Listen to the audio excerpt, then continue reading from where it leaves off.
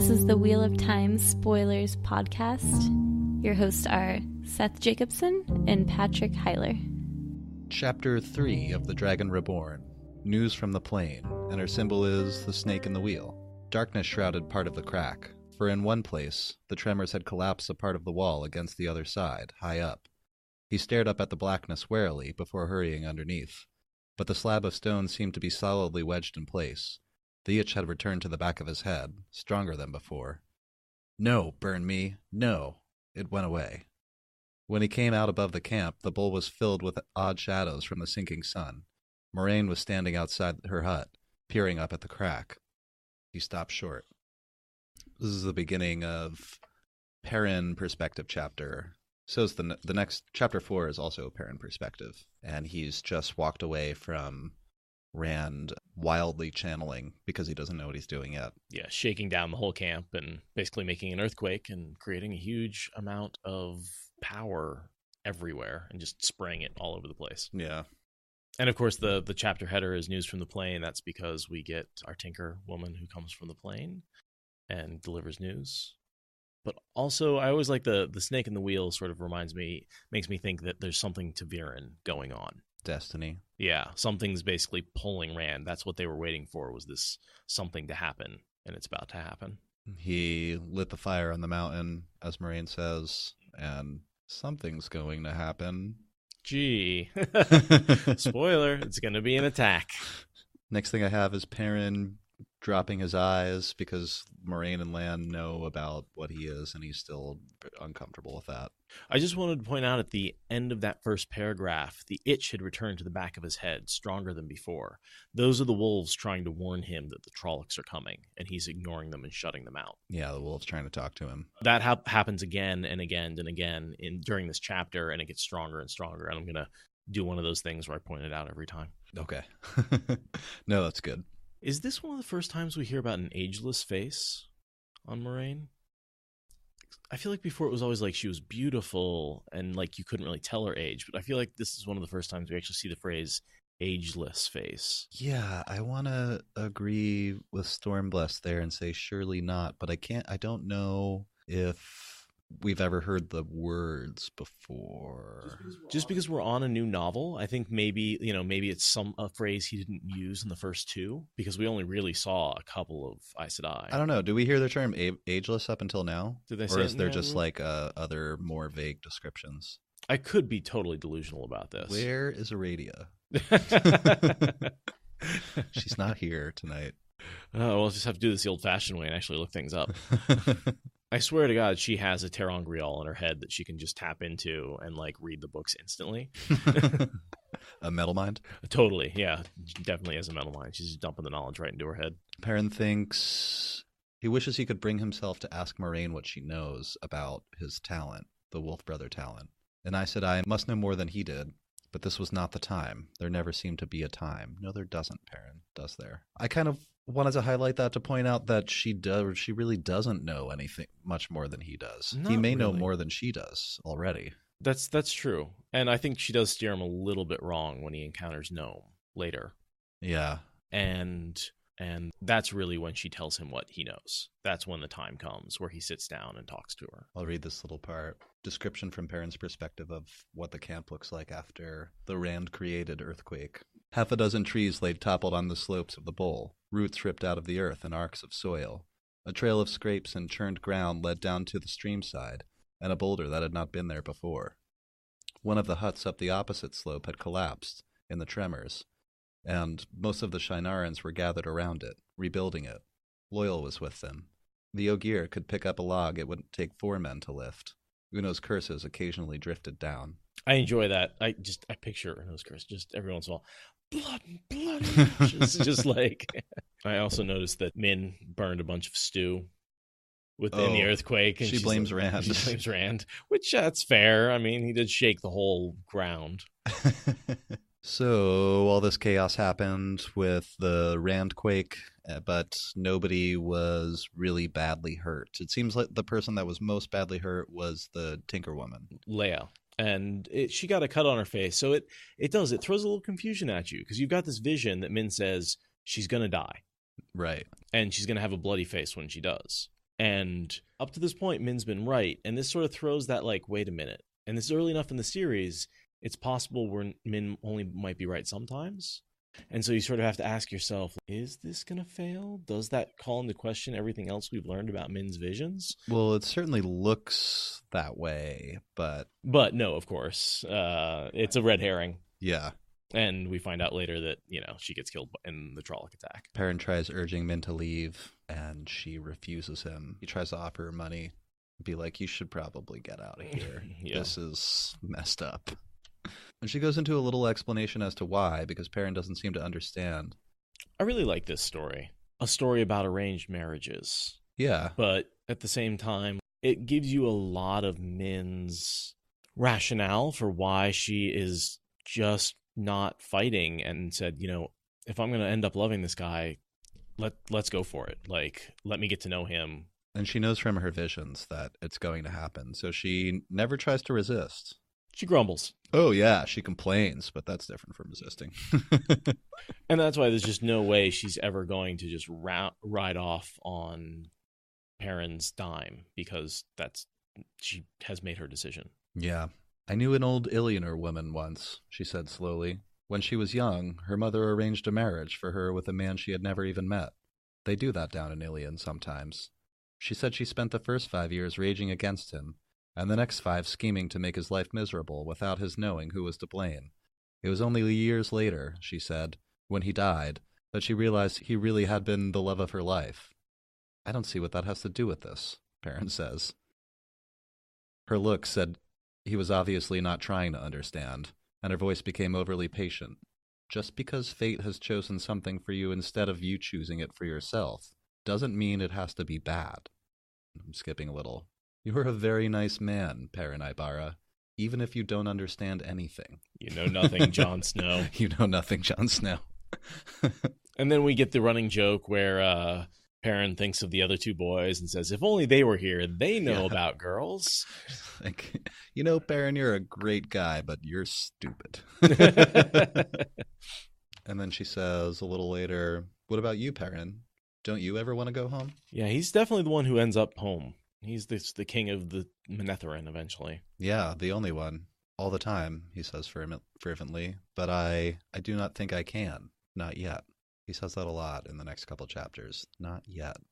He's too tied to Rand. He can feel the Taviran pulling on him. Yeah, I don't think he knows what it is yet. His sharp ears catch footfalls that no one else could, and that sort of confuses Min here, because she's like, wow, you must have eyes in the back of your head. It's because he can hear really, really well. And he's sort of hiding his abilities, but in some ways, like, people are going to figure it out pretty fast. The Shienarans already have. They seem to accept it, take it in stride.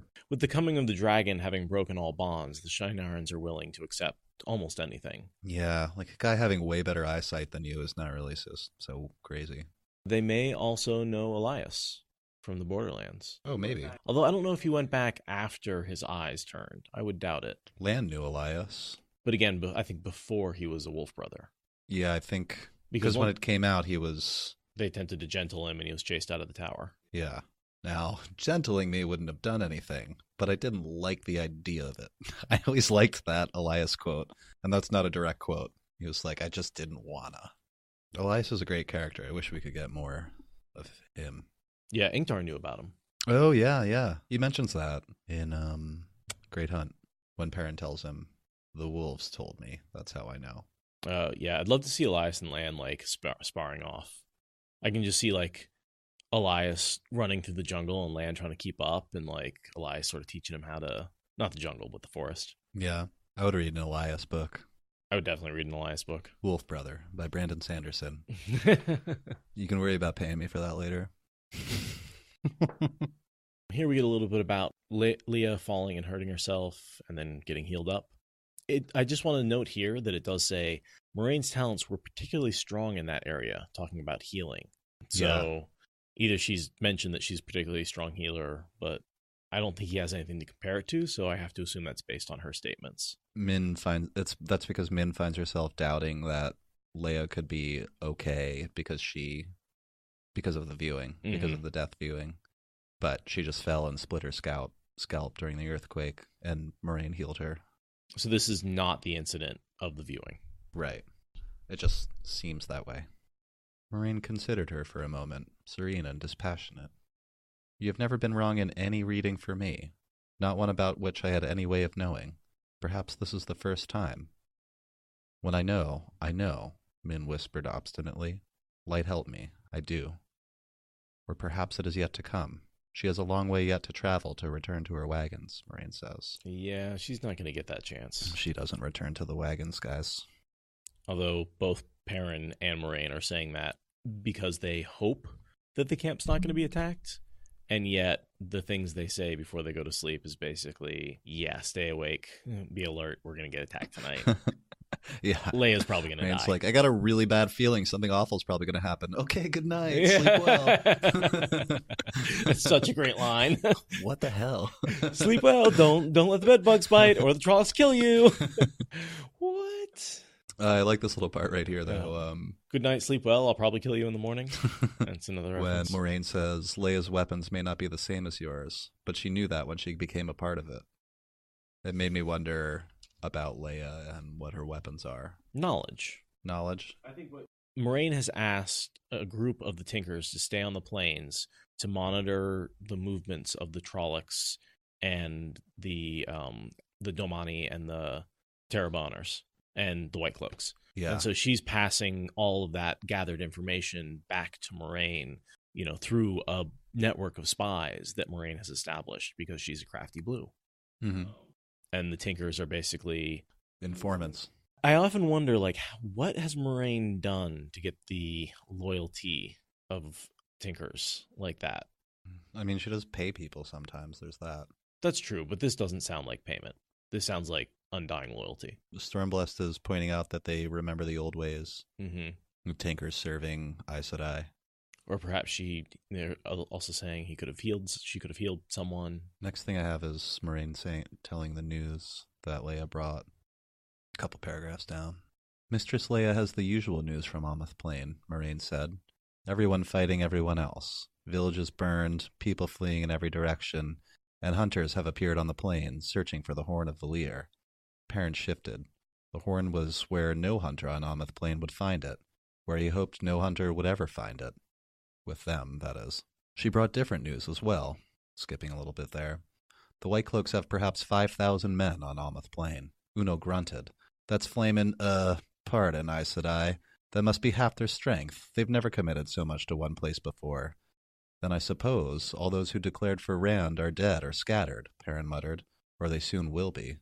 That is what's odd, Moraine said, or the first part of it. The children have announced their purpose is to bring peace, which is not unusual for them. What is unusual is that while they are trying to force Tarabonners and Domani back across their respective borders, they have not moved in any force against those who have declared for the dragon. So there's a couple of things there to talk about. Oh, yeah. And just a note, the paragraph before that is a great description of Lan. Anyway. Oh, yeah. First of all, hunters appearing on the plain. Could be just about anybody, but I was wondering if it could be an excuse for Dark Friends to be out hunting for Rand. Yes, it could be an excuse. But they're everywhere now. It's been 3 or 4 months. That's true. They have dispersed. And it could just be foreshadowing for running into Fael, because she ends up being a hunter of the Horn who's out there. Oh, true. And then what we have is this strange behavior of the children, which is they are not killing large groups of Dragonsworn. They're almost protecting them by trying to force the Domani and the Terrabonners back over, which makes sense if you think they're following Patron Niall's orders. Right. However, at the same time, 3 young men have died in villages. Mistress Llewellyn's wagons passed near here.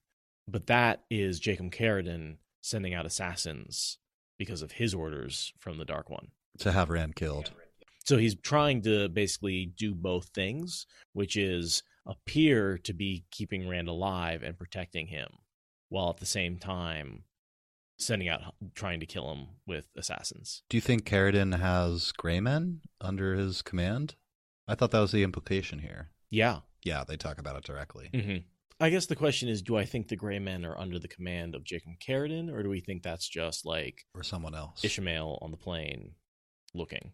Or one of the many other Forsaken. I mean, does Ishmael want Rand dead at this point? He changes his mind a couple of times throughout the series, but... Book 3, he wants him dead. Okay. Right? Because that's why, at the end, basically the confrontation forces one of them dead. Well, we know Carradin's there, and he has orders to find and kill Rand. And to be honest, I would think that if this was Shaidar Haran or... Oh, wait. Did we agree that we get our beta version of Shaidar Haran? And Yes, we agreed that was in the prologue, who gave the orders to Jacob Carradin. Right. That's it. I would think that if it was Shaidar Haran or Ishmael, the hits would be better placed. Right. And not just based on like vague descriptions of tall men with light eyes, because that could be any, millions of people or thousands. Sure. Yeah, I think that's a good argument that the Grey Men are under the command of Carradin. Yeah. And that he's just sending them off after rumors. To kill anyone that looks like him.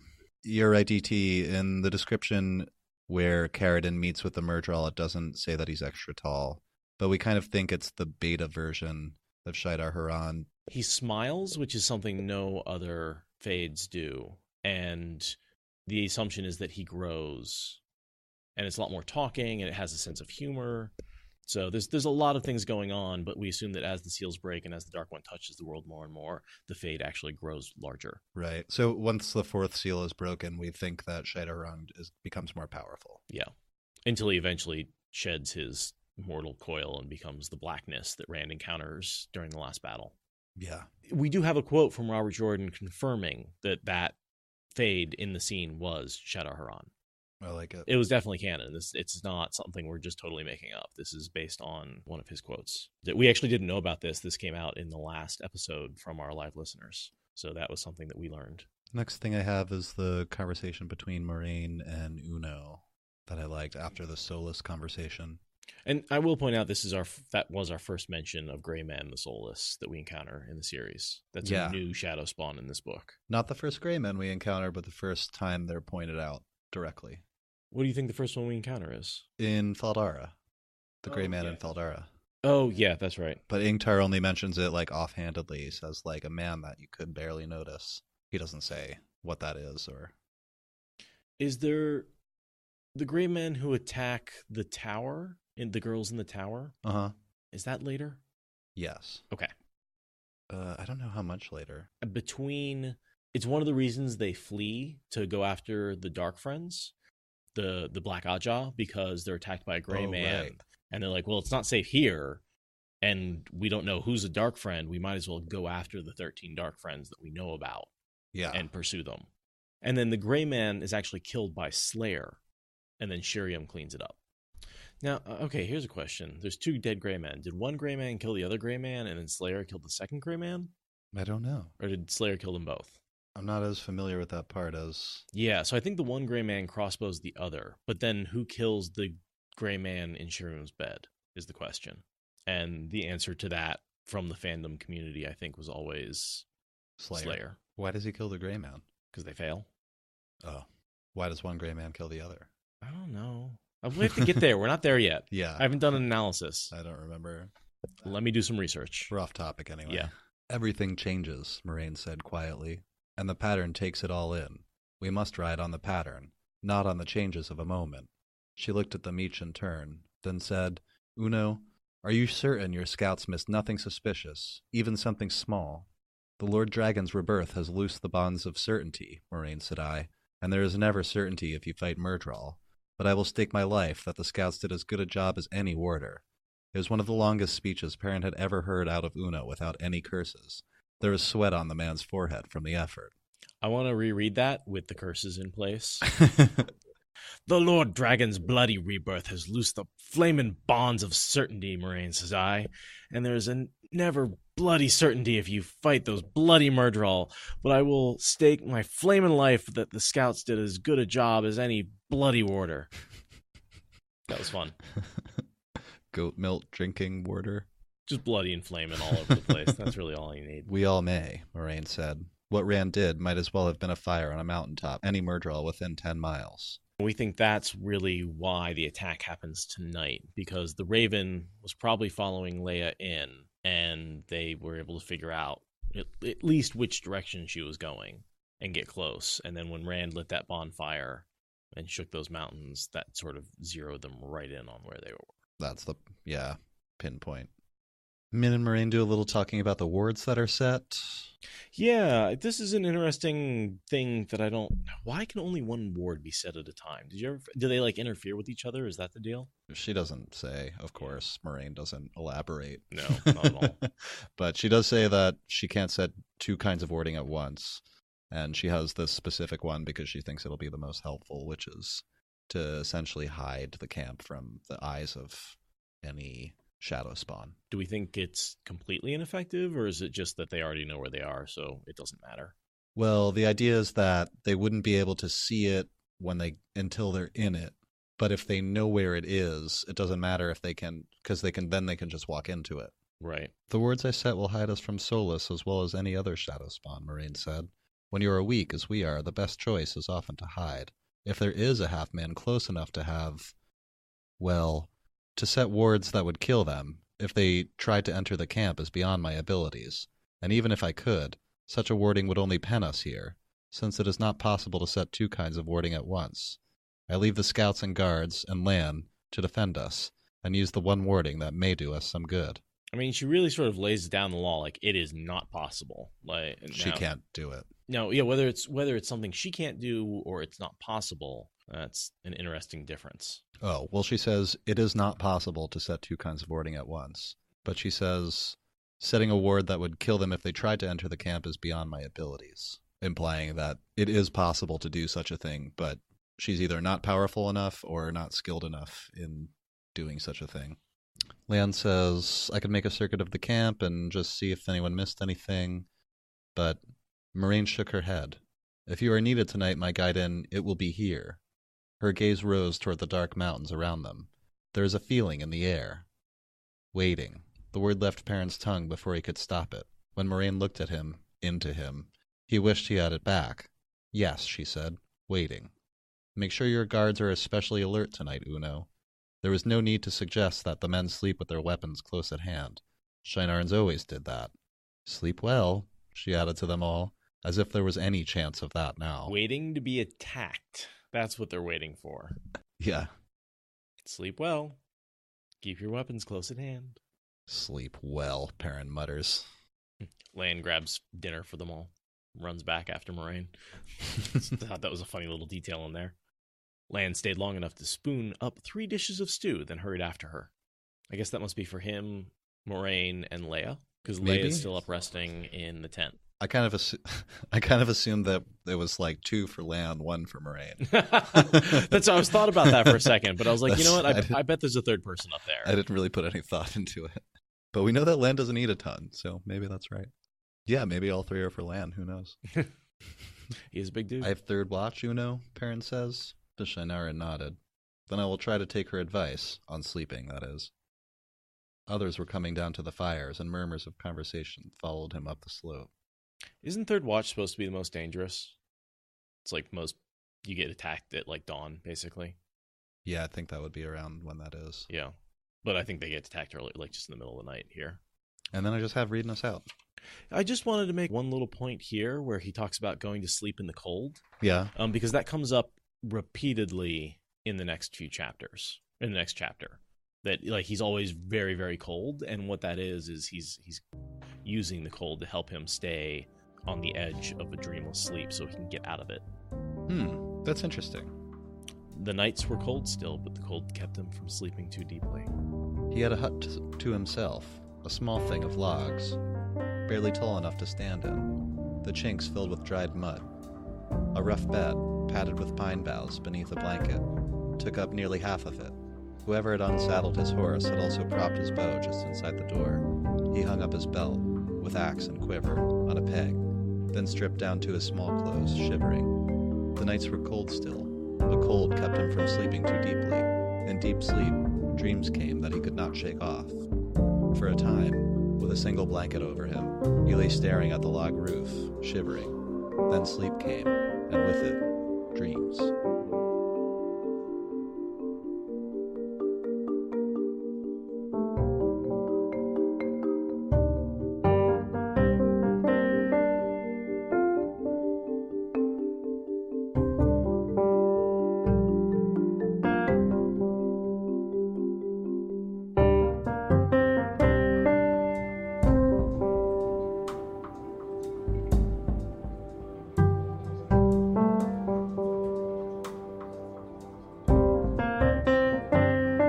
Yeah, so Black Butte is what we're drinking tonight because it's one of my staples because it's just Black Butte Porter. It's always at the local corner store and it's really good. We haven't done one of our beer commercials in a while. But they're a quality brewery. They make good beers that aren't super fancy. You know, they're consistently good beers. Whenever I pick one of them up, I enjoy it. The Deschutes River in Central Oregon is a major tributary of the Columbia River. That's right. The river provides much of the drainage on the eastern side of the Cascade Range in Oregon. So they're actually Central Oregon, not here in Portland. Yeah, like closer to Bend. But if you are not a porter person, and I'm not a porter person, guys, but I really like this one. I don't usually like any kind of maltiness or thickness. I often skip over dark ales because I have that expectation of that like heaviness that I'm often not looking for. But Deschutes Black Butte Porter is like an easy, smooth drinking dark ale. Well, and one thing to realize about dark beers is they don't have to be heavier. In a lot of cases, they're lighter because by roasting the grains a little bit more, you're actually losing some of the sugar. So if you make two equivalent beers with the same grain, but one has a dark build to it and one has a light build to it, you're actually going to get a heavier beer in the lighter beer. The reason so many beers are heavy is because so many makers put syrup and add extra sugar and make them heavy deliberately. Oh, that is my least favorite. I know, it's just the worst. I like a nice dry porter, and it's really light and dark, and it's just a nice combo. And I'm not a big hop fan. I mean, I do enjoy the occasional IPA, but I've been so overwhelmed with them that I've moved away from hops. So that's why I like some of the darker beers. Oh man, I had such a great time at JordanCon in Atlanta. But I did miss Oregon Brew. Yeah. It is superior and I mean, I was drinking like Sam Adams at the con because it was like one of the nicest things they had on tap, which is, I don't want to be too whiny, or righteous, but our beer is better than yours. Agreed. Also, whiskey. They had good whiskey, so that's what I ended up drinking most of the con. There are some really good brews now, though, coming out of like Colorado and California. Even New York has a really good brewery scene. Yeah, it does. It does. Home brewing has grown into microbrewing, and it's spread all over the country. It's hard to find a place that doesn't have access to good beer. I just think the hotel itself had a poor selection. It just didn't seem like the kind of place that would have that. I don't know what that means, but it didn't seem like that kind of place. I'll step away for 5 minutes, but I'm pretty much ready already. Yeah, we're going to step away. I'm going to grab a beer. Patrick's going to kill himself slowly. Yeah.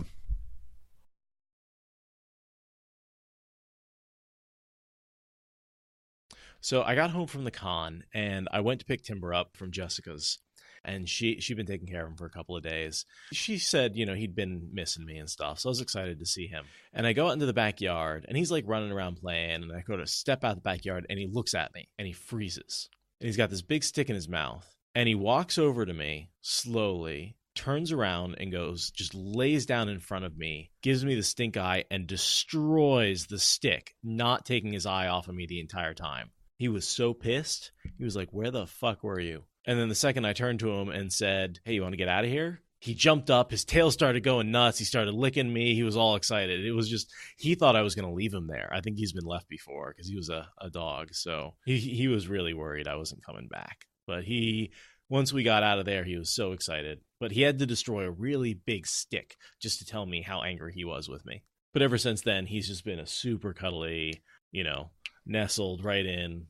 Oh, no, he's got some jaws, but he's also got the most gentle mouth I've ever seen because I think he's got some lab in him.